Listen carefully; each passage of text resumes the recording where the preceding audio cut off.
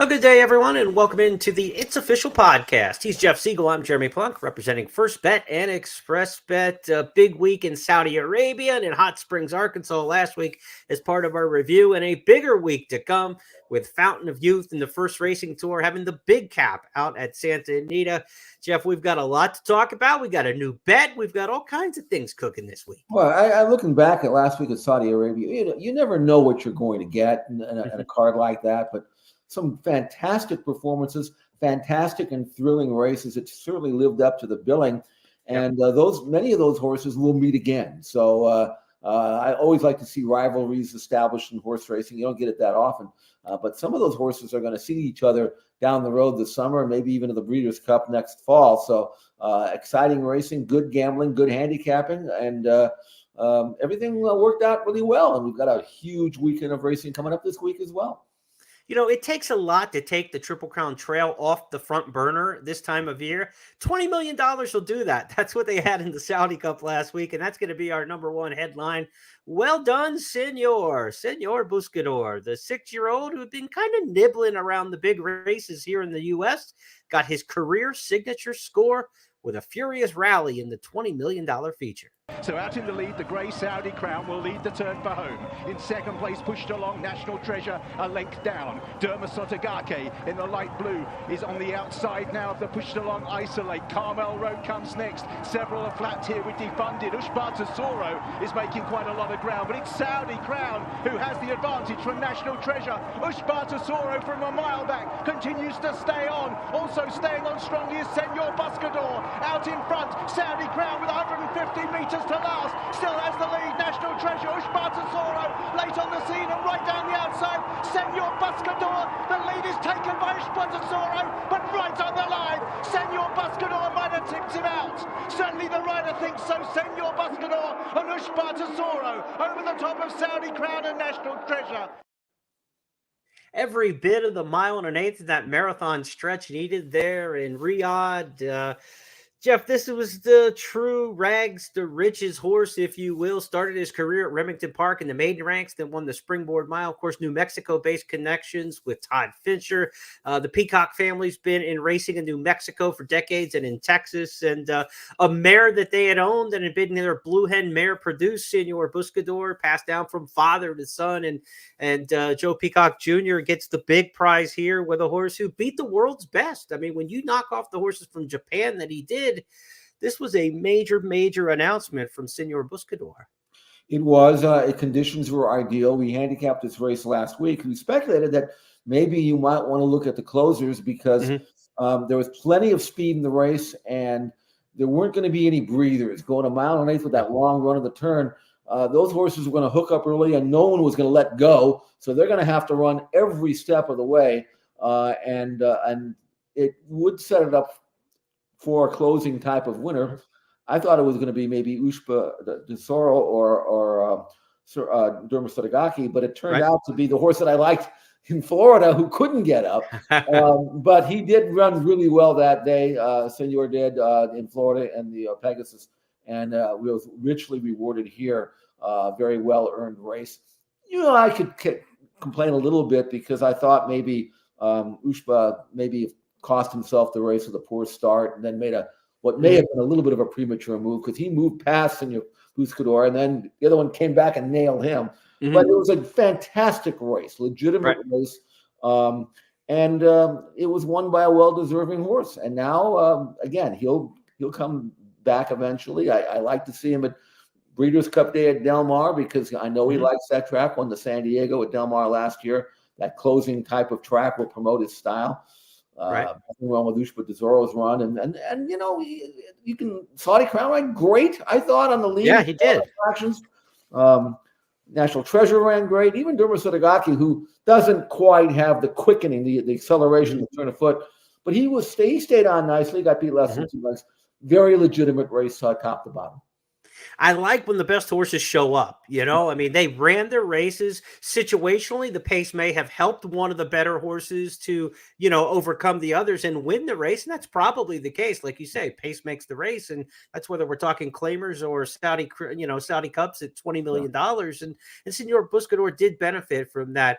6 years old. It's nice to see horses stay in training. Last year, National Treasure winning the Preakness, he stayed in training for the Pegasus World Cup and races like the Saudi Cup.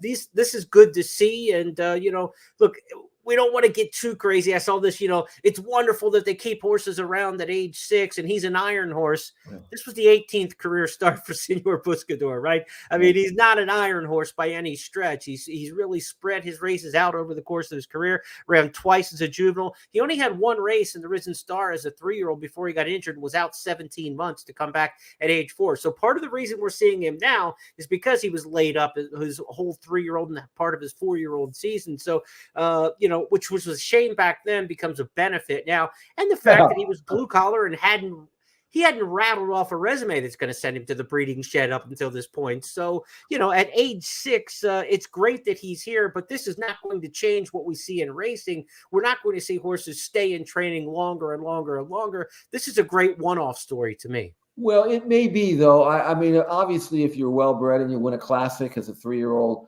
that's one thing. But as a son of Mineshaft, there wouldn't have been a whole lot of demand for him anyway. Right. And all he does go out and wins $10 million, which I would take a long time for him to raise that kind of revenue at stud. So yeah, right. I mean, it might, and also because we're breeding less and less mares this nowadays in North America, it might impact horses hanging around for a little longer than they would. So good for him, and we'll see him this summer, and hopefully he continues on with that outstanding form. I do want to mention though about White Barrio, because he there was something in me that didn't trust him, although I don't want to diminish in any way what he had done in his previous 2 races. But he won at Saratoga 2 races back. They went 48 to the half and 11 and change, and he was able to set off a slow pace and then kick home. And then in the Santa Anita, in the Breeders' Cup, he ran great. But that track is very, very conducive to speed horses or pace pressers, which he was that day. And I, in the back of my mind, thought maybe he might be vulnerable here. And at 6-5 or whatever he left, that was not much of a gamble based on what I thought might happen. And he kind of waved the white flag at the top of the stretch. And now you have to go back and question, is he really that good, or did his last 2 races, good as they were, flatter him a little bit? So that's the only disappointment that I thought. I would have liked to have seen him stay on, take that heat, as some of the pace forcers and pressers did. He didn't. He was the one that backed out of it. Yeah. Now he comes back, and now he's got a lot to prove again as he comes back and tries to jumpstart his career. Yeah, he will not go on to Dubai. He's already headed back to the U.S. Some of these horses, Senor Buscador, are going on to the Dubai World Cup. Probably get a rematch with some of the Japanese in there and others. For White Barrio, he's coming home, and there's not a lot on the domestic handicap schedule until you get to midsummer. So we may not see him for a while. And the way he ran, you may not want to see him for a while. Spacing between races could be very important for a horse like that. Remember, after the Whitney, they just said, pack it up, no prep. We're just going to train up to the Breeders' Cup. There was plenty of time between the Breeders' Cup and this race, but he just might be a horse who needs a lot of time in between his races in the Dutro program. Dutcho's horses have not been running well over the last month or so around the country. Very low win percentage for him by his standards over the last, his career, the length of his career. So, when a barn goes cold like that, often it trickles down to all of them for whatever reason. But as a horse player, you got to identify those things. I thought White Barrio deserved to be the post-time favorite in the Saudi Cup, but not at that price. I mean, he to me looked 2-1, 5-2 in a very tough and contentious field, 5-2 maybe. But the way he was being bet like he couldn't lose, we always say they know on the tote board. Yeah. They didn't. they didn't know this time. No, they did not this time. Let's go to our second topic, and we're going to stay in the Far East for the Saudi Derby. It was the 1 mile, 1 turn race with, No Kentucky Derby qualifying points for this spot on the trail, but certainly Kentucky Derby hopeful in Forever Young, the big horse from Japan. He had already earned some Kentucky Derby qualifying points there in the land of the rising sun. So his road trip here was just to kind of get him ready for the UAE Derby. It was a one-turn race, a turn back, and he had his hands full with the Americans who were leading, turning for home. Now Forever Young is forced to dig in because he's given them a 3-length start at the top of the home run. It is Bentornato and Bookham Dano. Forever Young at this stage is flat. He's got 3 lengths still to find, 300 metres to do it as Bookham Dano moves through to lead for Irad Ortiz. Now Forever Young, belatedly beginning to pick up. Bookham Dano needs the line now as Forever Young surges on the outside. Bookham Dano, Forever Young is coming. Bookham Dano all out. Forever Young dives and may have got it in the final bound. Forever Young and Bookham Dano could go either way here. Now, I thought we had a short price favorite in White Barrio that wasn't deserving. This was a short price favorite that I thought deserved to be so. And he didn't win like an odds-on horse, Jeff, but do you walk away impressed from the Saudi Derby? I actually did. This horse is, based on his form, is better at 1.1 miles and maybe even farther. And I don't want to take anything away from Bookham Dano. That is a very good horse. I mean, we look at his form and, you know, New York bred and all that, but man, he's a good horse. And you don't wear a horse down like that, given that much to do in the final furlong and catch him without being a good horse yourself. And I think Forever Young is a really, really legitimately world-class 3-year-old. Now, the one thing that bothered me about the race is he did not change leads. He doesn't. I've seen him change leads in his Japanese races, so I don't think that's a problem that he's going to have to worry about. But he was ridden along, and he strikes me as the kind of horse that would rather just kind of settle and build up his momentum. And he was asked to quicken maybe earlier than he wanted to, and he still came and got a very good horse. The other thing I want to point out is the final time of this race was 136.16 over that track. Now, it's hard to come up with any kind of viable speed figure or whatever you want to use to quantify how good the race was. But to my eyes and my research, whatever I could possibly come up with, I thought that was a very fast race for the day. It was much faster than last year's Saudi Derby. Now, the track was faster. No question it was faster this year than last. But still, compared to the other races, I think the big race was 149 and change for 1.8 miles. So I thought that was a fast, legitimate race, not only franking the winner, Forever Young, but I thought Bookham Dano ran fantastic. I don't know how far he's going to run, Bookham Dano. I don't think they think he's going to run much farther than 1 mile anyway. But that doesn't mean he didn't run well in this race. I think it was a legitimate race. I expect, assuming he runs back to his best, that Forever Young's going to go to Saudi and win there as well. I'm sorry, to Dubai and win as well. Yeah, UAE Derby is going to be 2 turns. It's 1 mile and 3/16. So now we get into the Kentucky Derby discussion, right? I mean, the Saudi Derby is kind of the launching pad and the starting off point. And the way American horses used to be campaigned, it would be in a race like this. You come back at a 1-turn mile, short of your best, and you start a campaign. Now we just throw them right into the fire, you know, and there's no development like that. Of course, Yoshida Yahagi, the trainer of Forever Young, 2-time Breeders' Cup winner, he knows what it takes to bring a horse over here with some success. I think the horse will run a big race, a better race in the UAE Derby, and then move over here as one of the ones we want to be watching for this year's Kentucky Derby. You and I both leave impressed there. And like you said, as for the runner-up and the third-place finisher, Bentornato, he certainly did himself proud as a Florida-bred graduate of the Florida Sire Stakes Series. He ran a good third in there. Didn't give away a whole lot. Neither one of those, I think, are Triple Crown horses, but I think the underneath horses we're talking about, the 2 Americans, milers, and there are horses you should be looking at like the Pat Day Mile, the Woody Stevens at 7/8 of a mile on Belmont Day. Those kind of races like that should be what you're looking at if you're the connections with those 2 runners. But Forever Young looks like a good one and one that we definitely have to keep our eyes on. Yeah, I think Bookham Dano is going to run in the Pat Day Mile. The Florida horse, good horse, maybe not quite this good, but all that does is make Forever Young look like a real horse, and I think he is. We'll see where he lands in my top 20 this week. I've not been ranking the international horses at this point. I wanted to kind of see something first other than just a race in Japan. And so we'll find out where Forever Young falls in my rankings coming up in the Triple Crown Tracker in another topic or so. But next up, we're going to hit the 3-year-olds from Arkansas, where the Rebel Stakes was this past weekend. Timberlake was the favorite, coming off a third-place finish in the Breeders' Cup Juvenile. He was almost an odds-on. I believe he did go odds-on here when it was all said and done, and he got it done with a powerful finish here in the Rebel Stakes. 64th running of the Rebel. Here's Matt Dinnerman.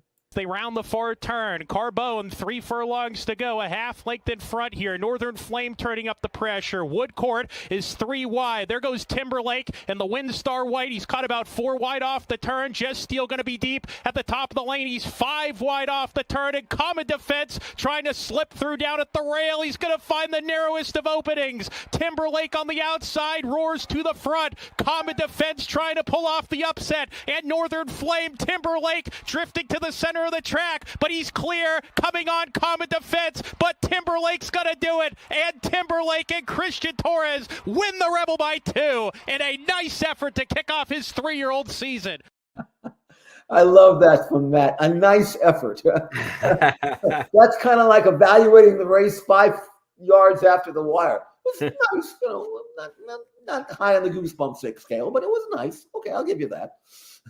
He shied away, I think, with the left-hand stick when he started drifting out. Christian Torres was the substitute rider there because Florent Giroux was riding Saudi Crown over in the Saudi Cup. So first time Torres, the Oaklawn leading rider, was aboard him. He went left-handed that one time, and the horse drifted out in the stretch. As soon as he went right-handed, though, he corrected and came back in and kind of got engaged with the horse coming up towards the inside. So I'm not so worried about that drift in the stretch like that, as you might be some horses, when you see that, because I do think it was in reaction to the stick. We'll see if he continues that as they go a little longer now, because generally if a horse drifts, there's either a little physical ailment or they're tired and they're getting tired on one lead or the other. So neither one is a good sign as you're moving forward. But I think that was more of a reaction to the stick. We'll see if that's the case when he comes back for a 1 1/8 prep next. Arkansas Derby, Bluegrass Stakes probably for Timberlake. I thought he got a good education in this one, Jeff. He broke alert and he was able to settle right in the pocket going into the clubhouse turn. There were 3 horses in front of him throwing dirt back on him the whole way. He took all that. He didn't fight the rider. He wasn't ranked. There were some other horses in the race who were really ranking behind him. He was not. And I thought that was a good education on what you wanted to see. And when they got him out at the top of the stretch, he just went around them and won as he should have in there. That was a good performance. I agree. I don't think he beat a great group. No. I'll say that.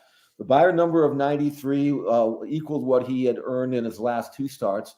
So there was not a tremendous amount of or any forward move other than you could make a case that it's his first race back. You don't want a hard race. He wasn't cranked to the gills. I mean, this is what he was capable of doing. But you're right. That was not an easy trip for him. He took dirt. He overcame it. He gave you the kind of second move from the quarter pole, the wire that he hadn't shown he could do around 2 turns. And being by intimistic, you always have to worry about how far they want to run. So all in all, it was the perfect type of comeback race. Good win, successful, overcame a more difficult trip than maybe you thought he might get. But it wasn't the kind of race that's going to knock him flat either. He can build on this. Now what do you do with him? He's your horse, Jeremy. What do you do? Yeah. You go back to the Arkansas Derby, you go to the Bluegrass. He's got one more race to go. I mean, you go to the easier of the 2 race, or his timing and the extra week you might get for the Bluegrass, does that figure into it? What do you think you're going to do with him? Yeah, the extra timing, but I think you might want the time on the back end of it too, leading up to the Derby. So I would take the first one up, and the Arkansas Derby has moved up a week this year. He can run well over the track there. Brad's got other horses to run in the Bluegrass. He's got plenty of options. Bluegrass is a little more speed race, right? And I don't know that this horse, as much patience as you put into him for this effort, being able to sit and win around 2 turns for the first time. I'd come back at the 1 1/8 because we've seen the races at Oaklawn this spring. They've all been won by different horses to this point. Lucas's horse looks like he might be going the wrong direction off of Just Steel, off of second place finishes in the Smarty Jones and in the Southwest. He took a step back with a wide trip here in the Rebel. You got Robbie Medina's horse, who's got a good closing kick, perhaps a horse that, that I like a little bit for a shot, for the Arkansas Derby. But there are no world beaters looking like they're aiming for the Arkansas Derby at this point. So I'd be inclined to come back and just run this horse in the Arkansas Derby if I'm Brad Cox and take one of his more fleet horses, one of his speedier horses who he's trying to extend in trip, maybe take them to the Bluegrass, a race that can often carry a horse's speed a little farther. Well, There's always the Baffert factor too. Who's he going to send? True. And it's probably going to be somebody in Arkansas. So that's we can true. talk Good about point. that in a minute. All of these, I mean, you don't have to win the Arkansas Derby to get to Kentucky if you think that's the best path to get there. But you'd like to, right? Yeah. So anyway, we'll see. That decision. That's one of the reasons why that decision has not been made yet, and probably won't be made for a while. But I think Timberlake did himself well, and how good he is remains to be seen. But right now, he's on a proper path, and he did what he was supposed to do. He did what he has to do, and he's onward and upward now. Liberal Arts was the horse. I couldn't come up with the name. I was doing it live there for Robbie Medina, a horse who was third in the Southwest with a good late kick. He's the kind of horse I've been sitting on as my Arkansas Derby horse. I think he's going to be effective in that particular spot. We'll see how it shakes out. Baffert, with talking Preakness horses here in just a little bit, the timing between the Bluegrass and the Preakness, that being a week later than Arkansas, that could be very interesting to him as well. He could be going Bluegrass Preakness with some horses. So, where Bob goes is going to determine what you want to do with a lot of your horses, I think, in these final preps, and try to see how you can situate yourself towards the Triple Crown Trail. Speaking of the Triple Crown, let's go to our fourth topic this week. We're on to the Triple Crown Tracker. Fountain of Youth coming up this Saturday from Gulfstream Park. We've got prep races like the Gotham around the country. We're also heading to the Battaglia Memorial at Turfway Park, and out in Jeff's neck of the woods, the Santa Anita Derby prep, the San Felipe, will be this weekend. And we've got a new bet to talk about, the Preakness Future Wager, coming up this week. So we hinted at it on our podcast last week. We'll give you some details on that in just a minute. But Jeff, let's start off by taking a look at the field. It's going to come on Saturday at Gulfstream Park. Field already drawn, full card drawn for Gulfstream Saturday program, loaded with 8 stakes races on the undercard, part of the First Racing Tour. A couple big names in this one. We've got horses like Dornoch, the winner of the Remsen last year. Locked, who was the beaten favorite in the Breeders' Cup Juvenile, won the big race at Keeneland, the Breeders' Futurity. And then a couple of horses coming out of a key allowance race, Speak Easy and his rival Victory Avenue, rematching in this edition of the Fountain of Youth. Let's give the fans a chance to see Dornoch in action in his signature win last year in the Remsen. Here comes the big bounding strides of Sierra Leone from the back of the field. Up top, it's the top of the stretch, and it's Dornoch who's kicked. Dornoch is now opening up that margin. It's Dornoch who's up by 3-4 wide, just ducked in there. Sierra Leone is rolling. Here comes the big bounding strides of Sierra Leone. Sierra Leone from last to first. This is a big effort. Battling on is Dornoch, who's back to second. Sierra Leone is dugging in. Dornoch is coming back. Dornoch not done. It's going to be a photo, and I think Dornoch got there. Believe the magic. Dornoch battles back. Sierra Leone is in the photo. Then came, drum roll please, it's a tight photo. It looked like Dornoch in the Remsen. A lot of names familiar to fans of the trail just out of that race alone, Jeff. We've seen Sierra Leone already return to win the Risen Star. Drumroll please came back before he was injured to win the Jerome Stakes. A horse who was up the track came back and ran second for Chad Brown in the Holy Bull. The Remsen has been highly productive. Your thoughts on Dornoch going into the Fountain of Youth? I'm really interested to see how much progress, if any, he's had after taking the winter off, or the early part of the winter. Really good colt, obviously. We know his pedigree, full brother to Mage. And I think that based on that race and what has come out of it since, tells me that Dornoch is for real. Now, he's still not a great mover. He's sloppy on his leads. He's a tough ride. But the engine is there, Jeremy. I mean, he's got the God-given talent within his body and his mind to be a top horse. It's just a matter of how much experience and how much he improves off that. And I have not seen him work. I imagine he's been working well, and hopefully he's going to come back as well as he left. Locked, on the other hand, I think maybe not as good as I thought he was going to be. In fact, I'm pretty sure he's not. So I would expect Dornoch to be able to beat Locked. That's how I look at it. And then Speak Easy, who won off by him. Well, he won very nicely with a huge number in his debut. Now he gets a chance to verify that initial impression. He's inside speed in this race. He's going to go to the front. He's going to take him as far as he can. And we'll find out a lot about that colt. So a terrific prep race, very important on the trail Saturday at Gulfstream Park. Let's take a look back at that key allowance race. It was on the Pegasus World Cup undercard, and two of those runners who ran 1-2 in that maiden contest are back in the Fountain of Youth. Victory Avenue under siege. Here's Speakeasy to have a crack at him from second. Up on the outside, Big City is now third. Batten Down's flattened out a touch. He's back fourth. These top two sprint away. On the outside, Speakeasy. Toward the inside, it's Victory Avenue. There's an eighth of a mile left, and Speakeasy doing slightly the better work. Victory Avenue tries to go with him. Back to third, Big City, then Batten Down. Final 16th of a mile, Speakeasy. And Irene Ortiz Jr., your second race winners. Speakeasy by 2.5. Second, Victory Avenue. Third, Big City, then Corporate Power. That rail draw for Speakeasy can be a big advantage at 1 16th at Gulfstream Park in the Fountain of Youth Stakes. We'll see if he keeps it. He's cross-entered in an allowance race going 1 1/8 on the Friday card in a very good race at Gulfstream Park. Todd Pletcher saying in the racing press this week he's not sure which way he'll go. He'll decide on Friday. But you've got the rail and you've got Irene Ortiz in the Fountain of Youth Stakes. I say he stays in the field, Jeff Siegel. Yeah, well, we'll find out what happens there. I don't really know whether I believe that number that he earned in his first start. He visually looked like it, so he'll get a chance. I don't even think Todd believed it. I mean, because he had worked with another one of his horses prior to that race that was actually in that same race, another first-time starter. Mm-hmm. The other horse beat him easily in the workout, and then he goes and runs that way. So I don't know whether he say, what the heck happened to that? I mean, but Speakeasy was 8-1. I mean, that was not a hot steam horse. No, it wasn't at all. I mean, and if you really don't believe me, go back. I think we still have that workout in XBTV. You can watch that workout prior to that race and say to yourself, where did that come from? Anyway, that's what I'm not sure whether I believe it or not, but I definitely believe in Dornoch. I think he's a good horse. And I think if he comes back the same way that he left and comes back to the way he ran in the Remsen, a lot of people thought that maybe the winner maybe pulled himself up in that race. But if you look at those two horses, they were both drawing away from the pack.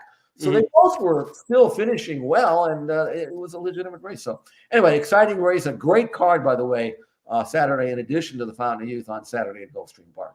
And you'll want to play that with First Bet and Express Bet because just announced there's going to be another $25,000 exactathon on the card. So successful this past week at Oaklawn for Rebel Stakes Day. We're bringing it right back. So $25,000 in additional money you could win if you hit exactas on the card at Gulfstream Park on Saturday for the big Fountain of Youth Day Stakes card. 14 races on the card. If you hit 6 exactas, you're going to share with other folks. I think the bonus was more than $300 a player last week in the exactathon at Oaklawn Park. So take a shot at that this weekend for the Fountain of Youth Day at Gulfstream Park.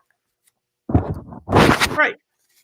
Now we're going to turn our attention here on the Triple Crown Tracker on It's Official to a new wager. It's the Preakness Future Bet. There's going to be 2 pools this year. It was new in 2023. That was run the week leading into the Kentucky Derby and up to post time for the Derby. The new twist this year, you can bet it this coming week. Starting Thursday, the Preakness Future Wager pool number 1 debuts. We'll have a second pool coming up that week right before the Kentucky Derby that ends just prior to post time for the Run for the Roses.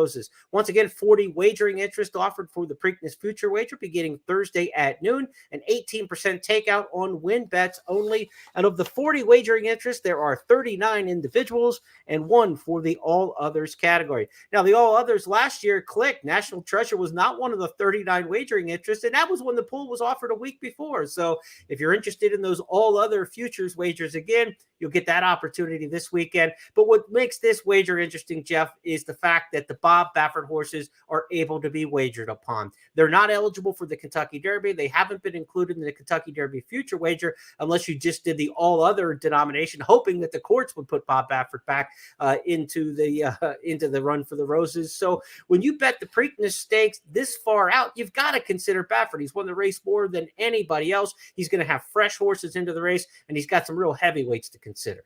I kind of wish they had an exacta preview of Future Wager because I think Bob's got a chance to run 1-2, not only based on the form, which is pretty apparent, but the way these two horses have been breezing. Just last weekend, I mean, I watched these two breeze, and I as good as some of these other 3-year-olds that are actually going to be running in the Kentucky Derby, I don't think any of them can match Nysos.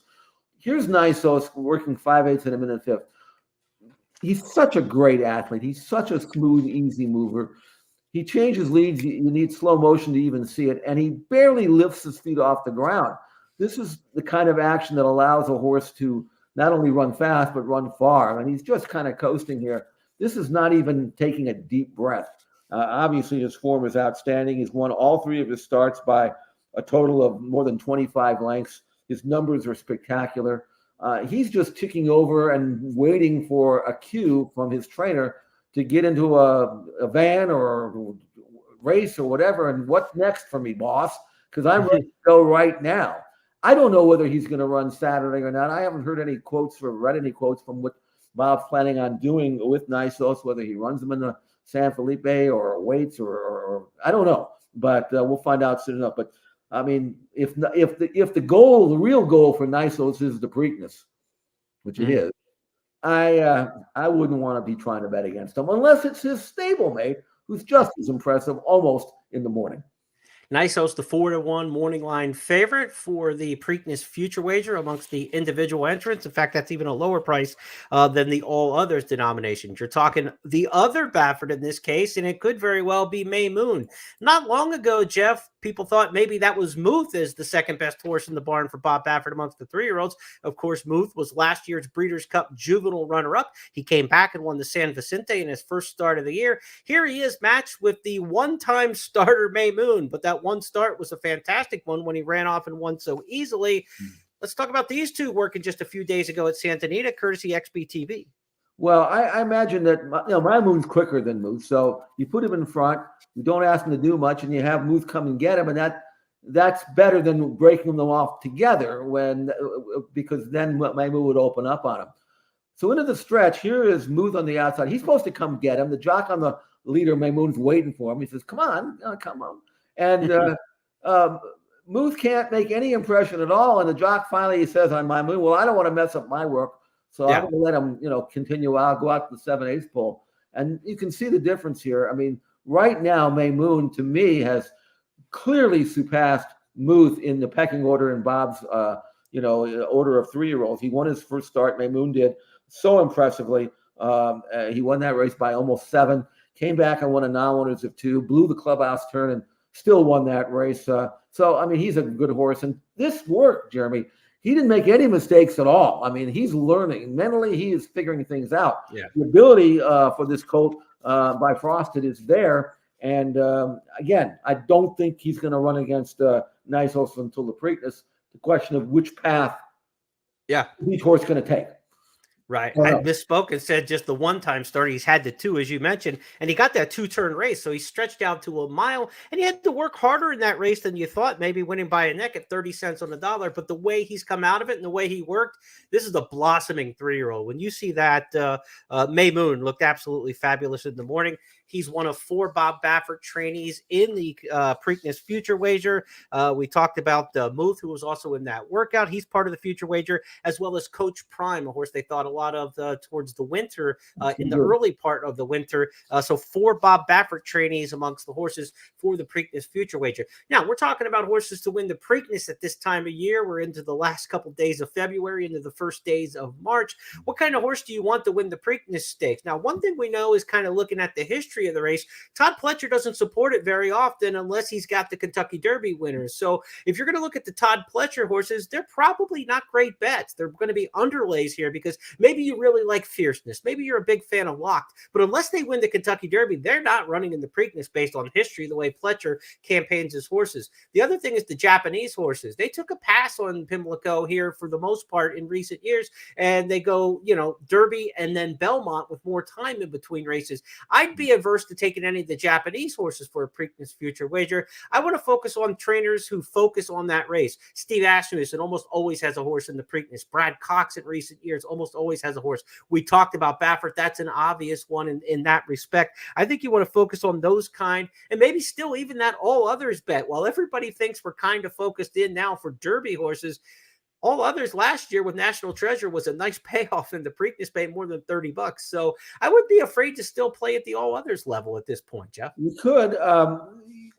If I were to tell you that I expect one of the 2 Bafferts to win the Preakness, that still doesn't necessarily make it a great bet. They have to get there. They have to actually run the race.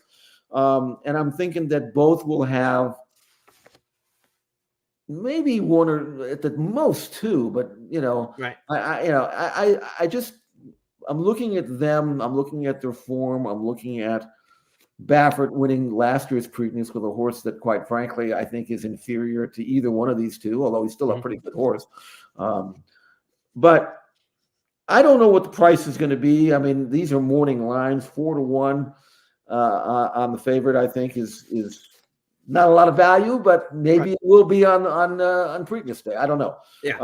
But I do think that if you are planning on wagering on a horse that's going to run in the Kentucky Derby, and you expect him to run in the Kentucky Derby, like a Sierra Leone or one of those, and he doesn't win the Kentucky Derby, he's probably not running in the Preakness. So they have to take that in consideration. So in that sense, maybe you're looking for a fresh face, a horse that maybe is not quite up to there, and you're going to get 40, 50, 60 to 1. I don't know who that might be because I'm so impressed with the Bafferts, but there's a few in here that maybe you could take a case for. Conquest Warrior is an intriguing horse to me. I don't know where he's at quite yet for sure. I think he could be a special horse, but he's only got a win. So we'll see what he does in his prep. And on the one hand, if he wins his prep, he's going to the Derby. And if he doesn't win, maybe he's not even up to the Preakness. I don't know. It's a tough bet. But one, if you're willing to just bite the bullet and go with one of the or both of the Bafferts, maybe that's an option you want to take. I'll give you two price horses, and the reason why they fit the same category. Two horses I thought were really talented, but they had setbacks, not major setbacks, but physical setbacks early in the campaign, that being Sneed and Knightsbridge. They're both back working now, but they're only like 1-2 works back into their cycle.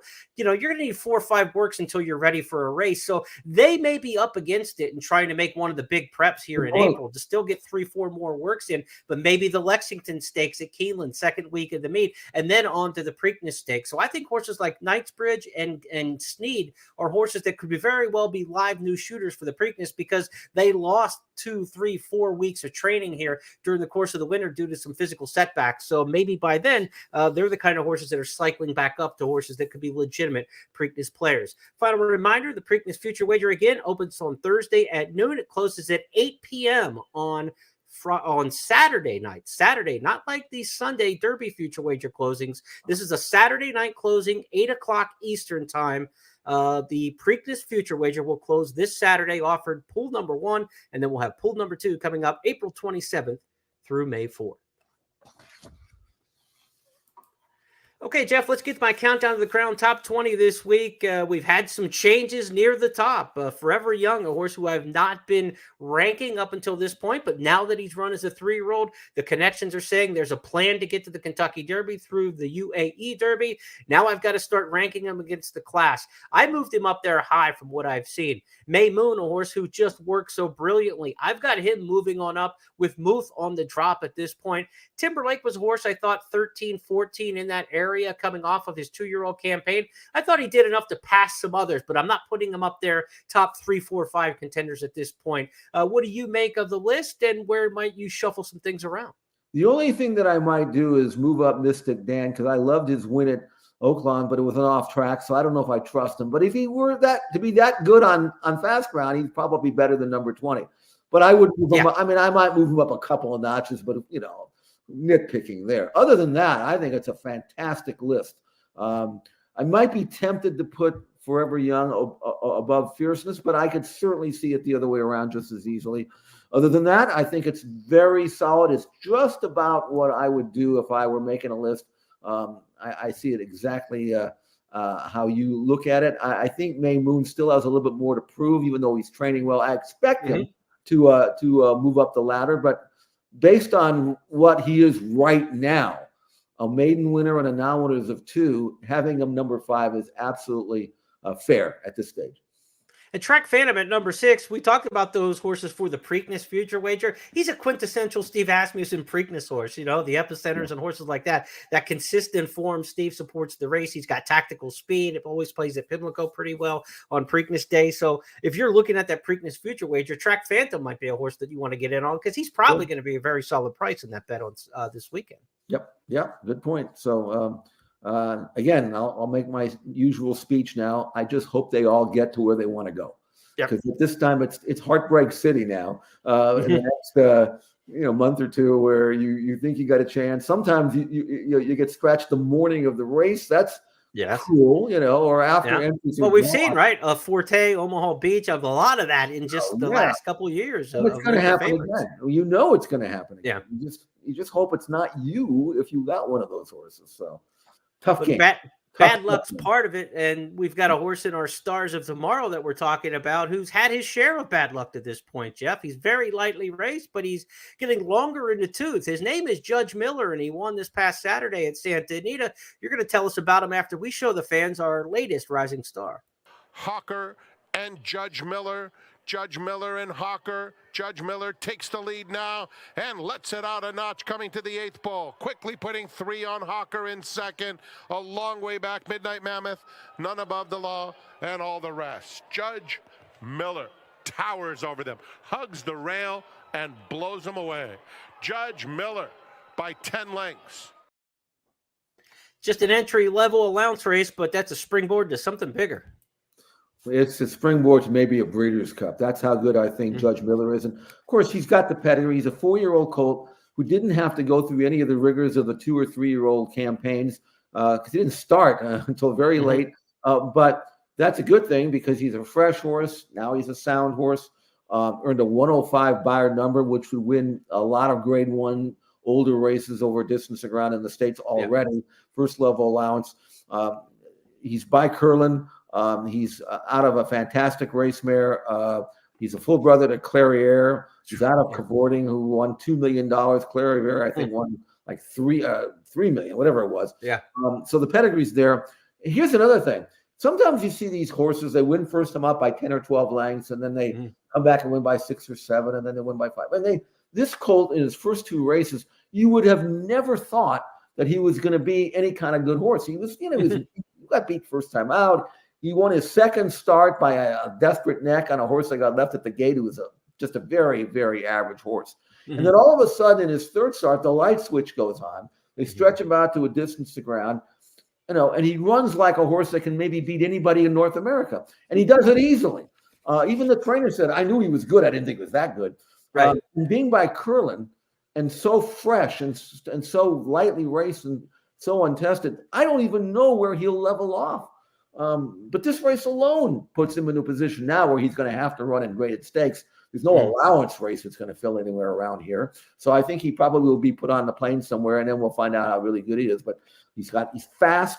He's just powerful, pedigree-wise. He's everything you'd want to be for a horse to join the older handicap ranks. We can always use a new shooter in that rank, in that group. And he's the one. Judge Miller for trainer Mark Glad. Santa Anita Handicap coming up this weekend. Might find out who his rivals are down the line. Maybe the Gold Cup, the Hollywood Gold Cup later in the Santa Anita season. Maybe a road trip to the Oaklawn Handicap for Judge Miller. Those kind of races, what we're looking at. And, of course, Pacific Classic at Del Mar's the big summer deal for the division that would be a good on the West Coast. And, of course, Breeders' Cup this year on the West Coast again, right? Del Mar coming up. So Pacific Classic would be a good place to get a prep, obviously, if you're going to play in that division.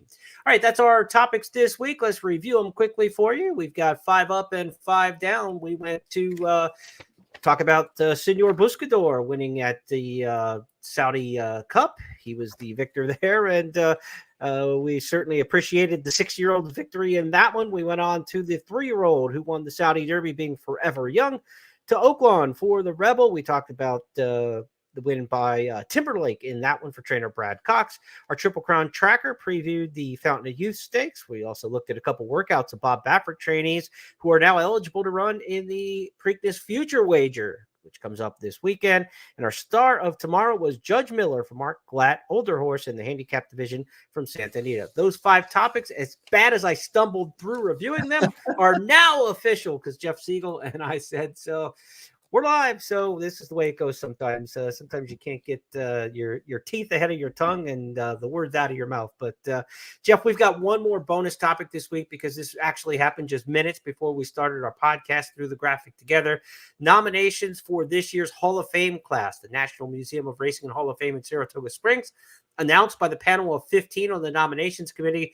These runners had to get at least 10 of the 15 nominating committee members to put them on the ballot, and this is who the voters will be looking at this year. Blind Luck, Game On Dude, Gio Ponte, Gun Runner, Havre de Grace, Justify, first time on the ballot for the Triple Crown winner of 2018. Kona Gold, the veteran trying to still get into the Hall of Fame.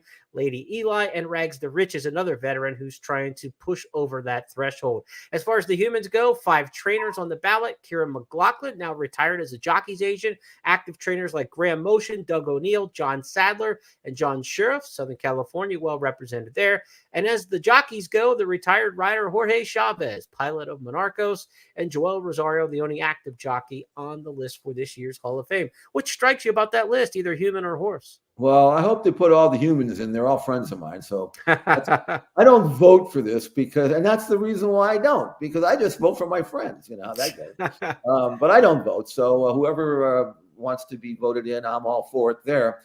As for the horses, I don't have any issue with any of those, although I do definitely think that Justify obviously is a slam dunk. And I do think Gun Runner should be in there as well. Yeah. And then any of the others, I wouldn't have any issue. They're all deserving. But for me, put all the humans in and definitely put in Justify and Gun Runner. I'd be happy with that. Yeah, I think Justify, Gun Runner, the 2 locks in there. Beyond that, with the horses, you're kind of flipping a coin with the others, whether or not they'll get enough of the voting threshold to get in there. Some of them have already had their chance to be on the ballot and haven't made it to this point. Not sure why that would change, but we see it with baseball. Every once in a while, sentiment for a particular player or a horse in this case changes over time, and people warm up to them and eventually get them in over the top. As far as the humans go there, again, Joel Rosario, the only active jockey. Jorge Chavez really has some good numbers. Caton Bradar put out a tweet with his career numbers today, and I was taking a look at that. Then Chavez really put up big numbers, leading jockey in New York for about 8 years running on the biggest circuit.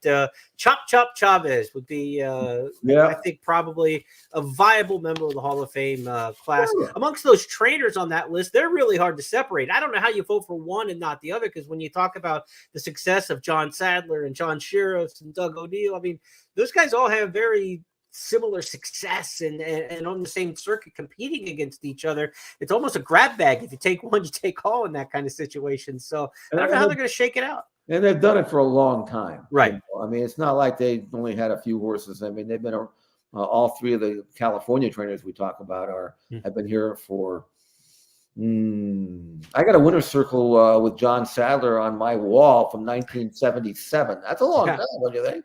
So, I hope they all get in because they all are deserving. That's going to wrap up this edition of It's Officially. Thank you for watching. We will be back on Friday with our handicapping podcast, First Call, where we'll look at 8 stakes races over the weekend.